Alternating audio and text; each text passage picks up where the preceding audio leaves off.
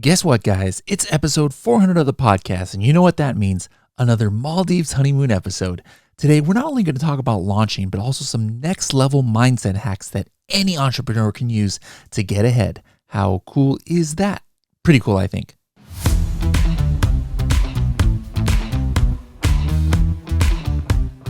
Hello, everybody, and welcome to another episode of the Serious Sellers Podcast by Helium. I'm your host, Bradley Sutton, and this is the show that's a completely BS-free, unscripted, and unrehearsed organic conversation about serious strategies for serious sellers of any level in the e-commerce world. I'm coming at you from under the water, at least. I think this is the first ever podcast maybe recorded in an underwater room. I'm in the Muraka room here at the Conrad Maldives for episode 400. Wanted to do something really big and special for this episode. As you guys know, every 50 episodes, I try and film from the Maldives and call it the Maldives Honeymoon launch episodes. But, you know, over time, what we call Maldives has kind of gotten bigger and just expanded the meaning. Again, this is not something that, you know, comes from Amazon. This is just something I made up as a word to describe like something super cool, like a big time effect. You know, in the past, we talked about honeymoon launches and the honeymoon period on Amazon. And how this got started was years ago, I discovered accidentally certain things were happening that put like the honeymoon period on steroids, right? And so I was like, okay, what should I call this? You know, it's not just the regular honeymoon period. So I was like, let me call this the Maldives honeymoon. And that's how it got started. First talked about in episode 200, and then ever since then, 200, 250, 300, 350, and now 400. I come over here to the Maldives on my own dime. Remember, guys, I don't have Helium 10 pay for this. That would be ridiculous. I pay for these myself with points. And if you guys want to check out travel hacks on how I'm able to do this, how I'm able to stay in a $17,000 a night place. Mr. Beast was just here last week. All right, in this very room. Paris Hilton stays here. This is like one of the top 10 most expensive rooms in the whole wide world. I'm not paying for this. If you guys want to find out some of my travel hacks, make sure I did an episode a little while back on travel hacks. So make sure to look that up. But anyways, I'm here in the Maldives, and we're going to talk a little bit about, you know, what's been working with launches, but not too much this episode. I'm going to do a little bit different. And at the end of this episode, definitely going to be talking about what's been working with launches and what's been going on with listing optimization and how the Amazon algorithm kind of reacts to different things in the listings and maybe validating or debunking certain theories. Lately, I've been doing a lot of testing on the Project X account. There's some new fields we've talked about previously in the podcast. Going to talk a little bit more this episode to make sure everything's still working. But with a lot of this episode, what I'm going to be doing is I'm going to be talking about like a Maldives mindset, not just when it comes to launch, but in e-commerce. And it's important that we, first of all, get and then stay motivated in our e-commerce journey. So this is very important. We're also going to talk about how to turn your weaknesses into assets, all right? We're going to talk about Amazon launches, as we always do on Maldives episodes.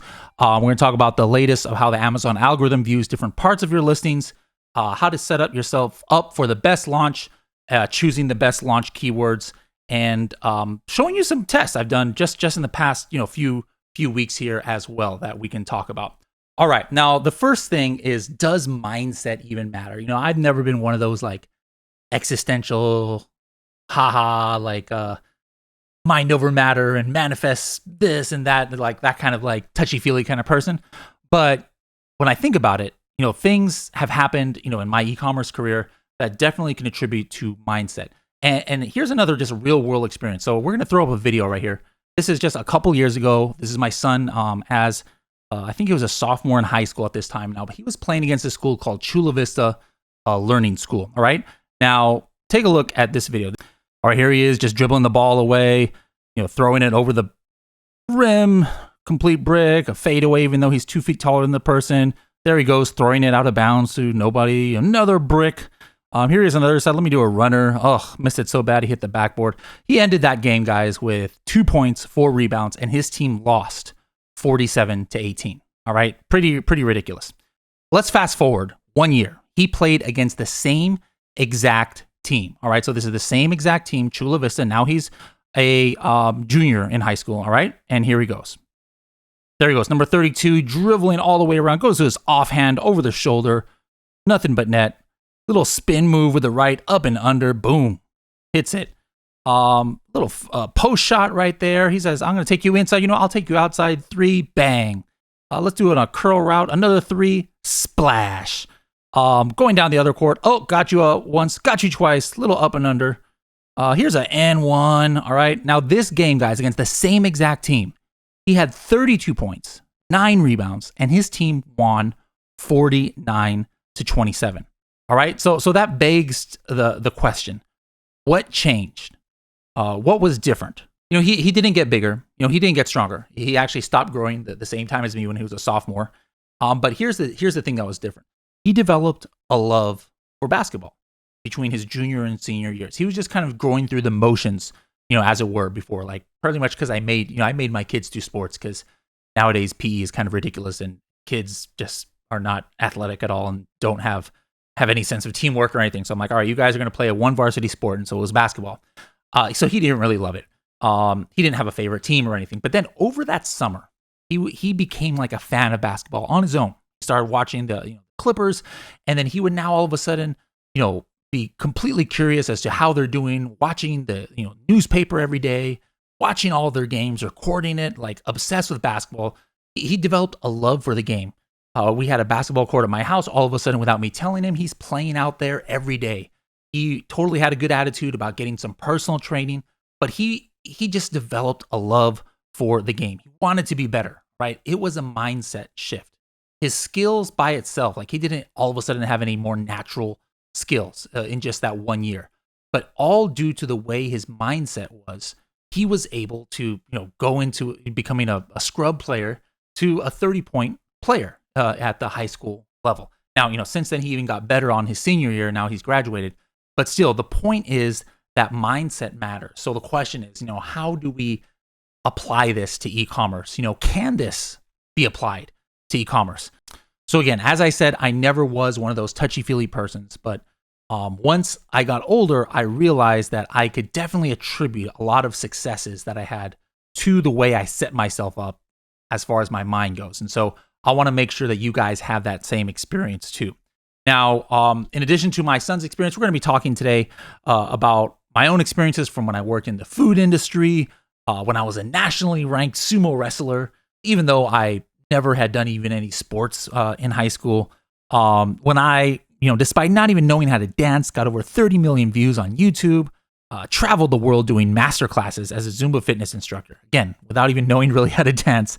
And then my Amazon and, of course, Helium 10 career that came out of nowhere. My son beat the odds that were stacked against him. And I, time and again, despite not being, hashtag blessed with innate special abilities, was able to crush the odds and achieve ridiculous things in life and in business. All right. So step number 1, guys, is develop a passion and love for the game. All right. Let me show you some screenshots here from Facebook from years ago. All right. I talked about, before how my son had developed a love for the game of basketball and it transformed how he approached the sport, right? Now, when I first started getting interested in Amazon, I just obsessed over it. I made myself love every aspect of it, especially things having to do with launch. I laser focused my studies on launching. You can see my first post there from 2017 when I was talking about having launched 25 products in 3 weeks. I even gave a shout out to Helium 10 there. That was almost a year before I worked for the company. I was a passionate user of the software. The middle screenshot, summer of 2018, you could see me in the Helium 10 members group now going off on people who are spreading misinformation. Now, I wasn't trying to get clients. I wasn't one of those people that you hate and seen in the Facebook groups. Guys, never once did I get a client from Facebook post, like you see some people do, all right? I was just passionate about things and I couldn't hold it in. Now, do you see who had the first like on that post right there that you see there? Yep, Manny Coates, the founder of Helium 10. Now, shortly thereafter, you see a copy of a private message that Manny sent me there on Facebook. Now, I had DM'd Manny before because I was a fanboy, on the original AM/PM podcast and of Helium 10. And to be honest, he ghosted me. All right, he kept seeing my posts, but he kept seeing my posts, and then he went to find me. All right. He apologized for not replying to me early, and then he said that they were looking for a product ambassador. And a few weeks later, I was working for Helium 10. So there's a situation again in e-commerce now where I just had this mindset where I loved the game, all right? I loved everything about it. And my actions kind of like reflected that. And what happened because of that, I was kind of discovered by the founder of Helium 10, and the rest is history as far as that goes. Now, this picture, well, when you guys see this, those of you watching on YouTube, this is the Project X coffin shelf and egg tray. Now think about it. Do you think I was passionate about coffin shelves and egg trays when I first started doing this project, when we discovered those products? Of course not. Who can be passionate about that kind of stuff, right? But guess what, guys? I mean, like, not only was I not passionate about it, I hate eggs. Like eggs make me sick. So like, how would I ever be passionate about a wooden egg tray? Like, didn't make any sense. I'm like, why in the world would somebody even want to display their eggs in their kitchen on a wooden tray? Like, how facetious is that? Like, what? Or not facetious. How pretentious is that? For you to want to do that. I didn't get it. But guess what, guys? I became passionate about these things, and I studied everything there was about them. Like, who would buy a shelf shaped like a coffin? What are they interested in? Who would buy a tray for eggs and wanting to display it in their kitchen? What other things would they buy? What are their passions? What are they interested in? I made myself a student of that game. So it's super important to get passionate about what you are selling on Amazon or wherever you're selling. Now, the second part of the Maldives mindset is make sure to use your pre-existing assets. All right, pre-existing assets. What do we mean by that? Well, going back to my history, I was doing public speaking in front of crowds since I was 4 years old. I barely turned 4 years old. I had never done a podcast or a webinar before, but I used that speaking ability experience to do that from in Helium 10 from day one. There you see in the original Helium 10 office, probably doing one of the first ever Serious Sellers podcast. My son, he was 6'2" in high school, which is fairly tall for his age, as you see there in the picture.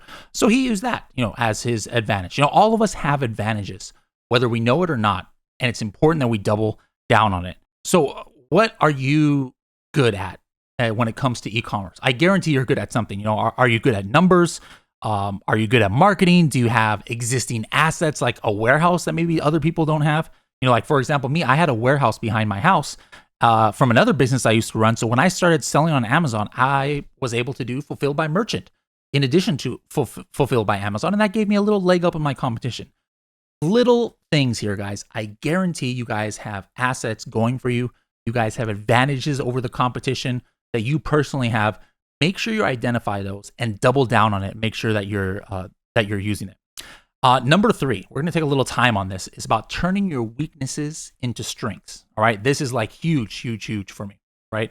I probably have more weaknesses than the average person, but the thing is, I never let them hinder me. Not only that, I actually turned them into some positives. For example, in Zumba fitness, like I told you, I was never a dancer. I was not a great dancer. I was decent.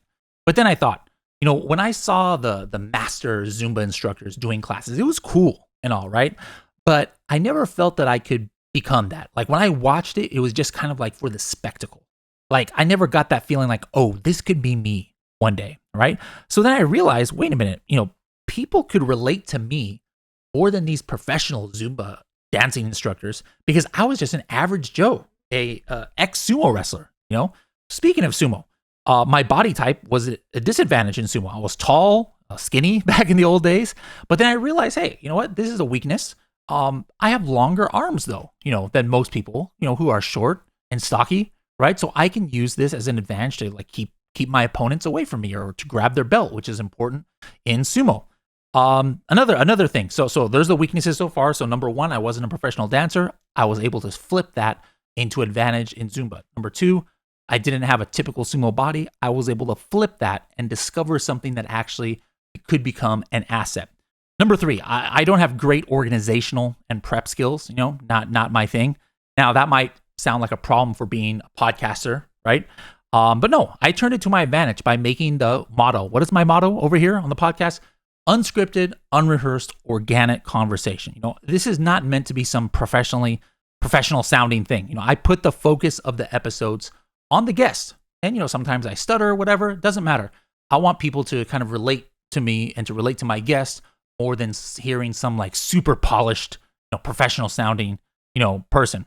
All of these things, these are weaknesses. Now, what weaknesses do you have though? Are you more of a people person instead of a numbers person?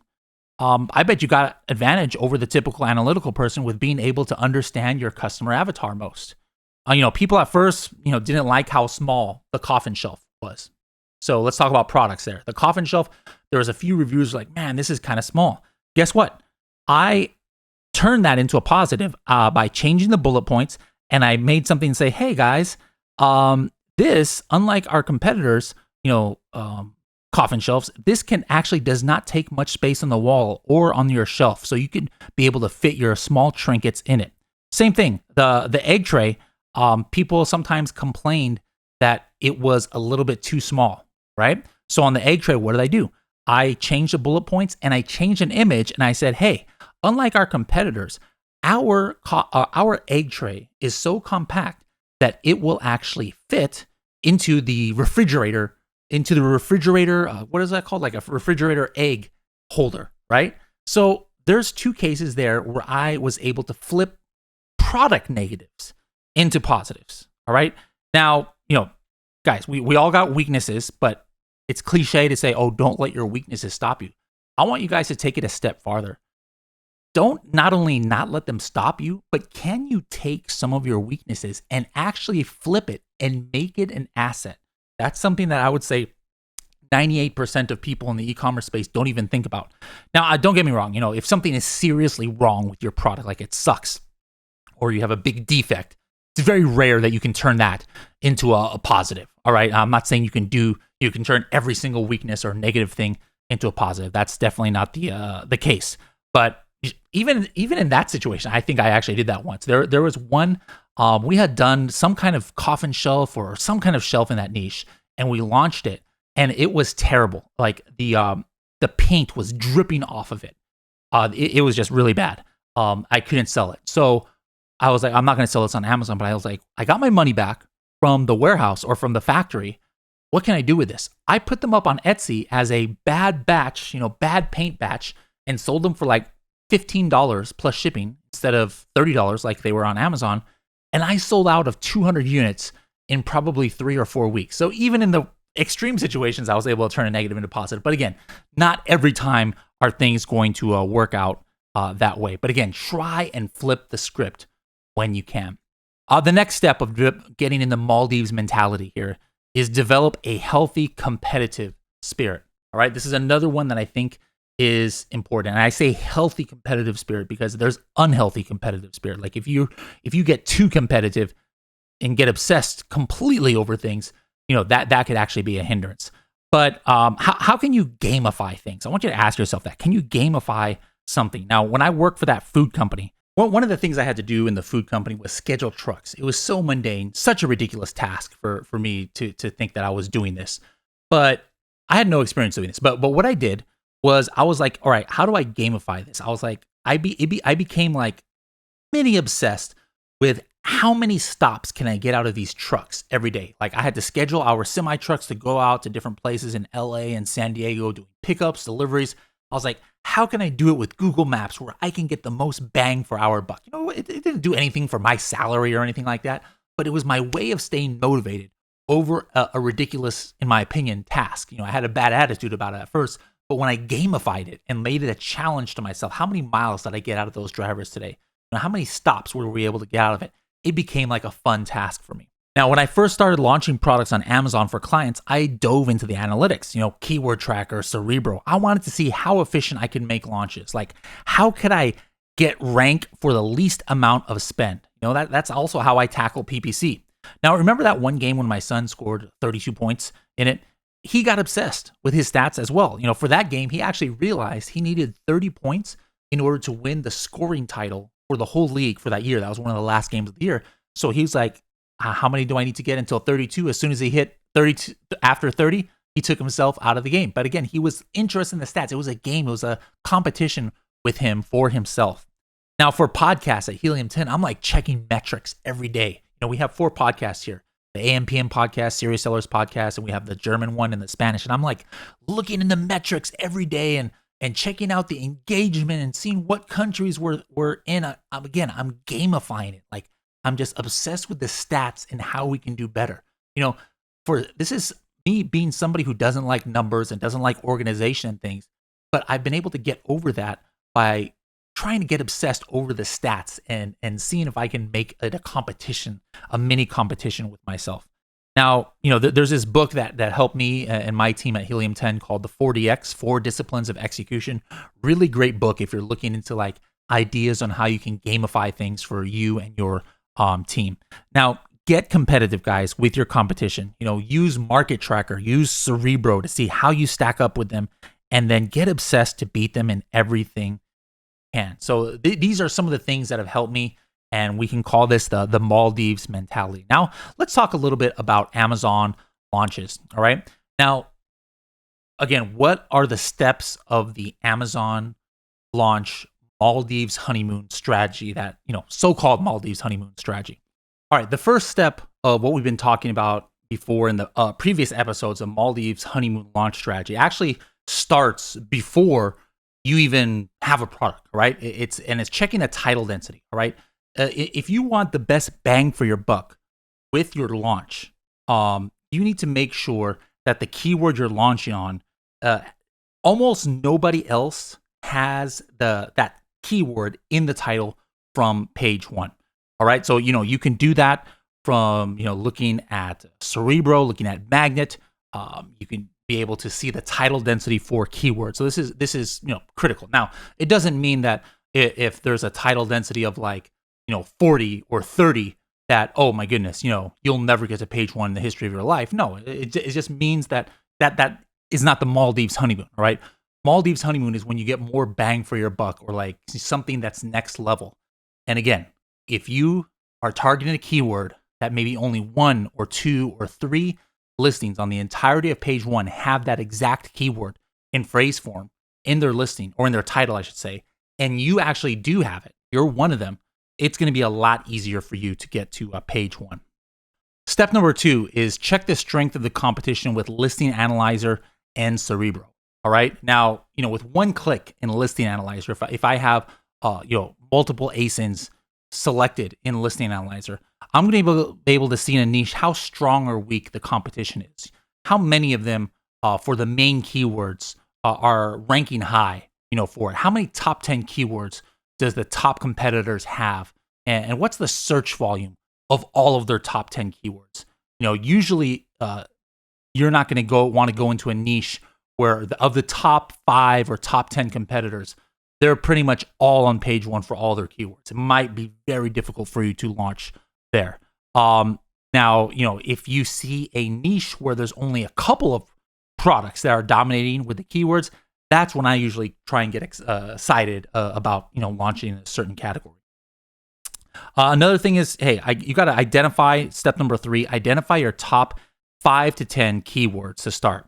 Now, to do that, you can do one-click filters in Cerebro. Put all the top players in a niche, all the ASINs, and then you put it right there in the Cerebro, and then hit the keyword or the one-click filter called opportunity keywords or top keywords. All right, so these are important because you want to see, number 1, where are the keywords that most of the top players are getting their sales from, but then number 2, find those opportunity keywords. Again, these are one-click filters inside of Cerebro. You don't have to do fancy, filters in order to find these. Just one click and you'll find them. But the opportunity keywords are key sometimes because these are keywords where maybe only 1 or 2 competitors are crushing it, but your other 7 or 8 main competitors, they're not. Maybe they don't even have that in their listing, but at the very least, they are not on page 1 for it. The reason why these are valuable is because it's going to be a lot easier for you to get that initial traction, initial ranking, if you're only competing with 1 or 2 of your main competitors. Now, to illustrate why this is important, sometimes there might be keywords that's not completely hyper relevant to you. Like let's say there's a keyword like, coffin decor, and you've got a coffin shelf. Now, is coffin decor one of the top keywords that every single coffin shelf should be ranked for? No. One of the top keywords that every single coffin shelf should be ranked for is coffin shelf. That's like, if you're not ranked for coffin shelf and you are a coffin shelf, you're screwed, right? But coffin decor, it's kind of iffy. But there are some people maybe who are searching coffin decor and maybe they have in mind a coffin shelf. And let's say there's only 2 out of your top 10 competitors are on page 1. it doesn't mean there's only 2 products on page 1 of Coffin Decor. There's probably a whole bunch of different coffin-related products. But for those customers who typed in Coffin Decor and were possibly in the back of their mind or their subconscious or whatever, thinking that they would want a coffin shelf, if you get on page 1, you're now only one of 3 listings on page 1 with the exact product that a certain number of people are looking for. All right. So it's very important to find these opportunity keywords. One-click filter in Cerebro, guys. Make sure that you're using it. Step number 4 is understand how the Amazon algorithm works when it comes to listing optimization. All right. The listing field importance. All right. This has changed over the years. All right. Now, there's 2 aspects I want to talk about. One is for indexing. Right. So for indexing, that means getting searchable. This doesn't mean ranking. All right. Some people get it mixed up and they confuse the two. But when we talk about indexing, that means, are you searchable for a keyword? Maybe you're not ranking for it, but does Amazon relate you? Are you like one of the ones that Amazon has in its index for a certain keyword, right? So for indexing, the number 1 most important thing now or field is something that wasn't even on our list a year ago because it didn't exist. And that is the special features category, right? Or listing field. Number 2 is title, 3 subject matter, 4 is generic keywords. This is the artist formerly known as search terms. 5 bullet points and 6 description. Now for ranking means that you're visible in the search results, that you're one of the top 7 pages. Usually Amazon only shows 7 pages of search results, 300 to 350 listings about. And then the rest, you can't even like go to page 8 and page 9, etc. Right? So when I say ranking, that means showing up in the top 7 pages. Now, and also what gives you the most juice for getting to page 1. All right. So for in this context, the ones that are most important, number 1 is title. Number 2, subject matter. Number 3, generic keywords. Number 4, bullet points. Number 5, special features. And number 6, description. All right. So I did some tests on this. All right. USB streaming podcast PC microphone. This was a keyword for one of our Helium 10 microphones, and it was ranking in the 200s. Just by adding it to subject matter, it jumped to a peak of 103 within hours. It jumped up 100 spaces. It's not going to get me sales. It's not going to get me to page 1. But remember, this is just to prove what's important to the algorithm as far as ranking or indexing. This was something that obviously shows that the subject matter is important to ranking. Remember, the only way you can get subject matter in your listing nowadays, if you have Helium 10 and you have a Diamond account, you're able to use Listing Builder and sync your subject matter, even if you don't see subject matter in your listing. Now, on the right of this screen that you're looking at, you're going to see wooden egg holder countertop. That was a keyword. Now, just by adding it to subject matter, again, it jumped immediately as well. All right. Now, on the bottom left, you see special features, which is what I call a super indexing field. It shows on the front end. All right. It shows on the front end almost like above the bullet points. Look at that. Right there. It's highlighted. Whatever I put in the back end special features, it actually shows in the front of a listing above the bullet points on our microphone listing. All right. Super, super interesting that. But this actually shows you can't just keyword stuff this field. Like subject matter, search terms, generic keywords.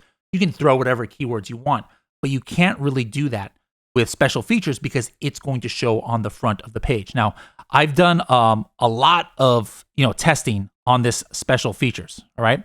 Now, this one just kind of came out of nowhere for me. All of us usually have trouble ranking for a keyword that we have in a listing, right? But with special features, on average, I can get any keyword I've tried to index in about a minute and a half, faster than anything I've seen. For example, you might have a keyword that you actually have in your bullet points, or you have in your description, or you have in your generic keywords. But when you use Index Checker, for whatever reason, Amazon doesn't index you for it. You're not indexed, even though it's in your listing.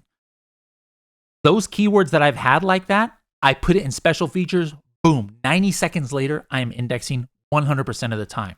All right. Now, of course, I didn't try to do any like forbidden keywords or drug-related things or something like that, but all normal keywords that I thought I should have indexed for, I did once I put them into special features. Now, a couple other things that are important with listing optimizations to make sure you've got your target keywords in phrase form. And yes, you should duplicate it in the back end. I've tested that many times before where even though it's in the front end as far as, bullet points or something, once I put it into the back end in generic keywords, or if I put it into subject matter, I will get a little bump by putting it there. Now, you shouldn't put it 2 times in one field. Like don't put it twice in search terms or twice in subject matter. But if it's in the front end, you want a little bump, make sure that Amazon knows you're relevant, then yes, it does still work to make sure that keyword is in the back end. Now, is PPC going to play a big role in your launch outside of just your main keywords? Or maybe do you want to use sponsored display or product targeting ads from the get-go? Make sure your listing is optimized then for the main keywords of other top products, including some complementary products as opposed to just direct competitors. If you're optimized for 5 of their top sales generating keywords, your auto campaigns and product targeting campaigns will have more reach from day one. So, for example, if I'm launching a coffin shelf, of course I'm going to have all my main coffin shelf keywords in my listing and I'm optimized for there.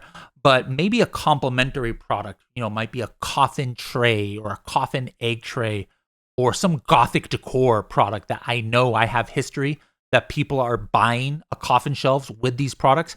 I'm going to take those products and I'm going to get their top 5 keywords, like the ones that get them the most sales. Not everything. I'm not going to go for their opportunity keywords. No, I'm only going for their top keywords, the ones that I know are generating sales. And I'm going to get those somewhere in my listing in phrase form, because then from day one, Amazon is going to relate me to those products. And then if I start an auto campaign, broad campaigns, or product targeting campaigns, etc., Amazon is going to be much more willing to show me for those products and keywords related to those products, as opposed to if my listing was not optimized in that way. Lastly, guys, don't forget to try and set up your canonical URL with your most important keywords, or 2. You can do that by putting 5 keywords followed by a dash. But if that doesn't work, you can open a case of Seller Central to get it updated. All right. Number 5 in the Maldives Honeymoon launch strategy, make sure to set up defensive ads or placements. A lot of people set up defensive product targeting ads where they target their own products, especially if they have multiple products in a brand. Totally fine to do. But one other thing, I had this idea recently, and it was validated by Antonio, who was on the podcast a couple months ago, is if you set up virtual bundles, this takes up huge real estate on the page. It also pushes all those product targeting ads way below. It pushes even the frequently bought together all the way down. You can see, if those of you watching on YouTube, is collagen peptides listing. The product targeting, they only filled out 2 of them, but you don't even see, without scrolling anymore, the product targeting ads because of the virtual bundles that they have. And you can see the frequently bought together got pushed down below. Now remember, when you do virtual bundles, this is completely free. All right. It's, if somebody clicks on it and actually buys it, you are not getting charged PPC. All right. You're not getting charged extra commissions in addition to what the regular commission is. No. So this is in effect better than even product targeting defensive ads, because it pushes everything else down. And if somebody actually makes a purchase to it or clicks on it to view your other products, you are not getting charged. So make sure, guys, if you have multiple products in a brand, set up virtual bundles for all of the products, like 1-to-1. All of the products in the brand. It's going to take up a lot of real estate currently. Maybe Amazon will change this in the future, but right now, something to take advantage of. Step number 6 in the Maldives Honeymoon launch strategy is don't start your listing early. Set the launch date in the future. I don't even make my listing until I have my products on hand and it's on the way to Amazon. That's just because I have my own warehouse, so I can do that. But if you don't do that, make sure to set the launch date in the future, so that so that you can preserve that honeymoon period. Next one, get sales from day one, right? So this is important. Whenever you do make your listing live, make sure you have aggressive PPC going. Try and get sales from day one, right? If you're only doing FBA, that means keeping your listing closed until it's distributed. More are on hand, and available.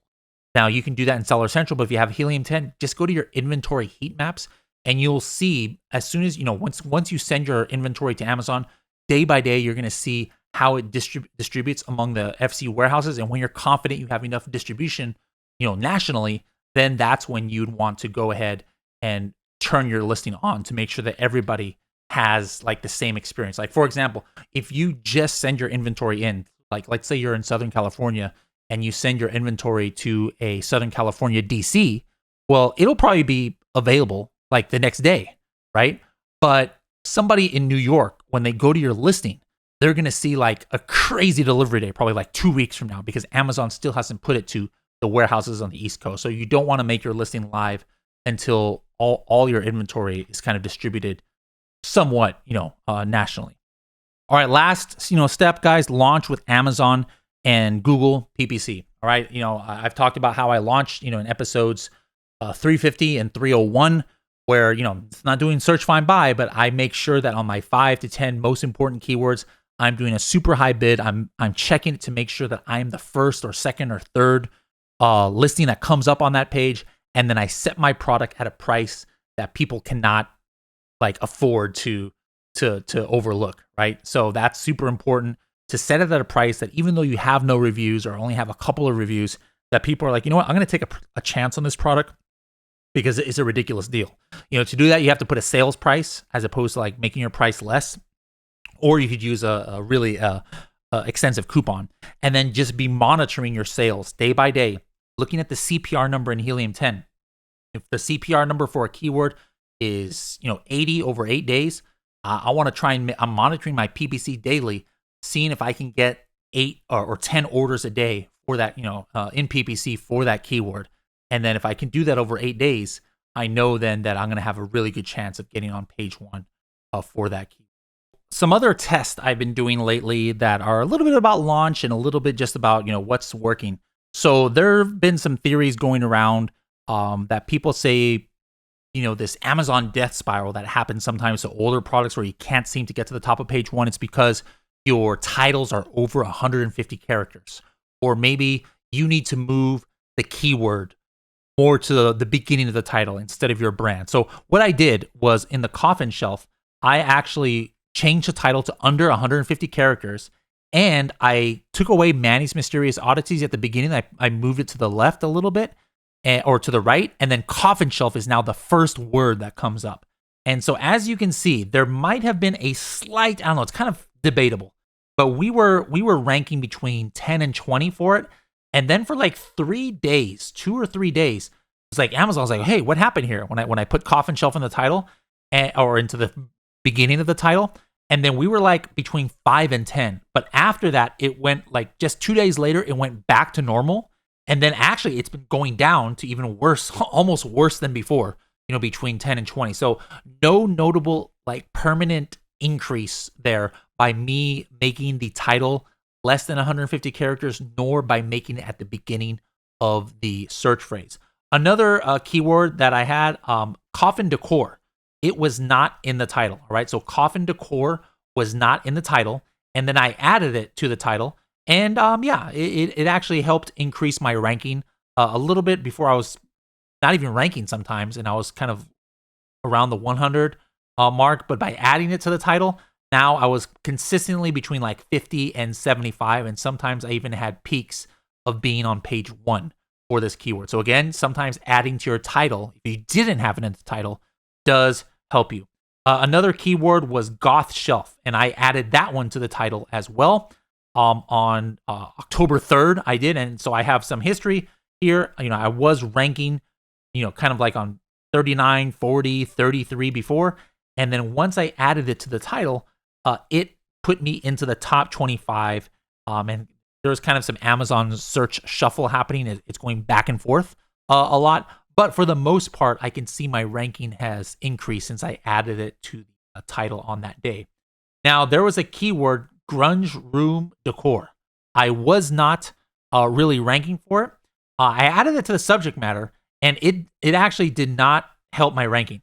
All right, so grunge room decor, if you try and put something that is probably not relevant, so grunge room decor is not exactly coffin shelf material, just by putting it into one of your, these special, indexing fields like subject matter, it's not going to immediately get you ranking for it, without some more activity happening. I didn't do any search, find, buy, or PPC sales for this keyword.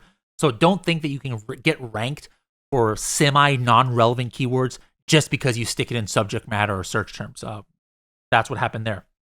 Another keyword, coffin mirror. I added it to the subject matter at the beginning of October, and I actually was not ranking at all for it. I was indexed for it, but was not ranking at all. For a few days, I was ranking top 100, and then it kind of fell off. So one thing that, yes, you can, if there is a more relevant keyword, coffin mirror might be more relevant to coffin shelf than grunge room decor.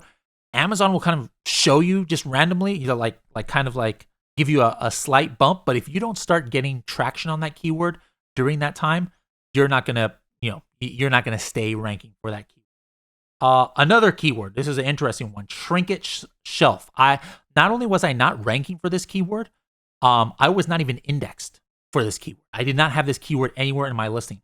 I added it to subject matter. All right, I added it to subject matter. This is a 2,000 search volume keyword. Nobody has it like in their title, and instantly, from the moment I put it into subject matter, there's just so few relevant products to Trinket shelf. I was not only on page 1, I got on top 10. This is an old listing, guys. This is an old coffin shelf listing. It's been around for 3 years now. It has had me ranked in the top 10 to top 20 ever since I added it to the subject matter. I must be getting clicks and stuff for it. So very interesting. If it's slim pickings, that has to do with title density as well. That has a very low title density. I didn't even put it in my title, but just by putting it in subject matter, Amazon is showing me some kind of like Maldives love there. Last one is coffin shelves. I added it in the title. So this is kind of iffy. I had coffin shelf in the title. What happens if I add coffin shelves to the title? And the answer is, it didn't really help me, too much. As a matter, it can almost be argued that it actually helped or hurt, some of my ranking on that. So there you have it, guys. I do a lot of testing on my Amazon listings so that you guys don't have to, and to see what's working. If there's something you guys want me to test or some theories you want me to, take a look at, let me know. I'll be happy to, take a look and see if I can do it without ruining our Project X listings. But I hope you guys enjoyed this episode. I film here in the Maldives for kind of dramatic effect, just to kind of like make it more noticeable. But the point is that you've heard of the Kobe Bryant Mamba mentality. Well, I like to call it Maldives mentality. That's how I want you guys approaching e-commerce and approaching your product launches. As you learned from the first part of this episode, that I talked about at Sell and Scale Summit, is that, there's different mindset things that you might be overlooking as an e-commerce person. Like, you probably never thought about turning some of your weaknesses and some of your mistakes, not only not letting it stop you, but actually turning those things into assets. And, maybe you didn't think too much about gamifying things to make it more interesting or make yourself more engaged. But I want you guys going back and listening to this episode again, taking down some notes. You don't have to implement every single thing in this episode, but maybe take a couple of things and ask yourself, what can you do and change the way you approach your business that might help you? I mean, the things I've accomplished, guys, is just ridiculous, considering where I came from. All right, it's not like I became a billionaire or something, Bill Gates or something like that. And I don't have any crazy story like that. But the fact that somebody who doesn't even know how to dance, became a YouTube influencer with 30 million views, traveling the world for it, it's ridiculous. The fact that somebody who had never done a podcast and is kind of like not that social, has a podcast that's listened to over 100,000 times a month, is ridiculous. All right. So how did I do those things? A lot of it was mindset and certain mental exercises that I put myself through. And I hope that you guys can maybe do that a little bit too and get some success in what you're doing. And then lastly, we talked about the what's working nowadays with the Maldives Honeymoon launch strategy. I want you guys to make sure that you are implementing these strategies in your businesses, and then keep sending me messages on how they've worked out for you. Love to hear it. And hope you guys, if you ever come to the Maldives, Conrad Maldives right here is amazing. This is the Muraka. Maybe if you get to like 7 or 8 figures, if you're not a travel hacker like me, you can stay in this. You can stay in this place, or you can start implementing some of my travel hack strategies that I gave in the previous episode, and you can maybe stay here for free as well. But anyways, guys, hope you enjoyed this episode 400. I thank you all for your continued support. If it wasn't for you guys, I wouldn't be doing this podcast, and if you guys weren't listening, there'd be no point to do this. But I hope you've enjoyed these last 400 episodes, and here's to 400 more. See you guys later. Bye bye.